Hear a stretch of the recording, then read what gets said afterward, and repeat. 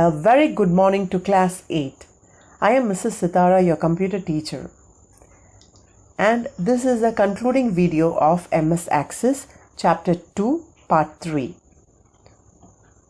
In this video, we are going to learn about queries and forms in Microsoft Access 2003.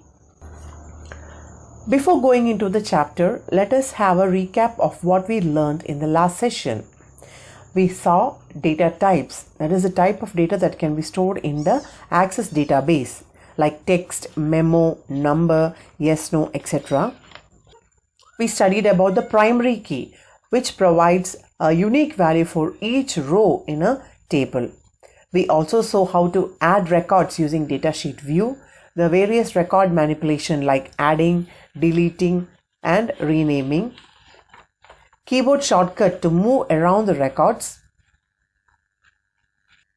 We also saw how to find or search for a record and how to sort the different records in the Access database table. Now we will move on to the queries. A query selects record from one or more tables based on a user specified conditions. That means user will specify a condition and the query will retrieve records from the table which are matching those conditions. For example, listing the students who have got centum in maths. That is a query, and from the table student, the query will retrieve or get the names of the students who has scored centum in maths. To retrieve information in a meaningful way, that is, it makes clear what type of result it is going to show. A query retrieves data from one or more tables and displays result in data sheet where it can be updated. So it can retrieve data not only from one table but many tables which are connected, and it can display the data in the form of a data sheet and you can easily do the updations.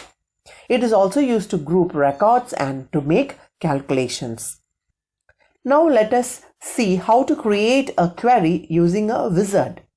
First, you have to click Query under the Object menu in the database window. Select the new button on the database toolbar and you get a window that is shown. From that, you select Simple Query. Next is to select the table or query, the name of the table or query from the drop-down list. Select the fields you want to appear in the result of the query. Here we are going to choose the fields first name and last name. If you want to select only one field at a time, you click on the greater than symbol. To choose all the fields together, you use double greater than arrow and click on next. Now you have to do is choose a name for a query and click on finish, and voila, you get a table with the required details alone, not the whole table. We have chosen first name and last name, so the result appears with only the first name and the last name field as shown. And you at the bottom of that screen you can find the record markers. Navigation buttons are there. You can choose that to go to different records on the table. Now children, we move on to the next important object, which is form. Forms, as you know, provide a way to enter, edit, delete or view records from a table. You can also rearrange the fields to make it presentable. Different formats are there: columnar, tabular or datasheet. There is another kind of form called a subform. A subform is a form with its own data source that is embedded in another master form. So it has got its data in some other form, and once you filter the data in the subform based on the data in the master form, that is, Access will filter the data in the subform based on the data in the master form. If you do editing in the master form, that will be reflected back in the subform. Now we will see how to create a form using wizard. What are the different steps? Click on Forms under the Object menu. Click New on the Database window toolbar. In the New Form dialog box, Click Form Wizard.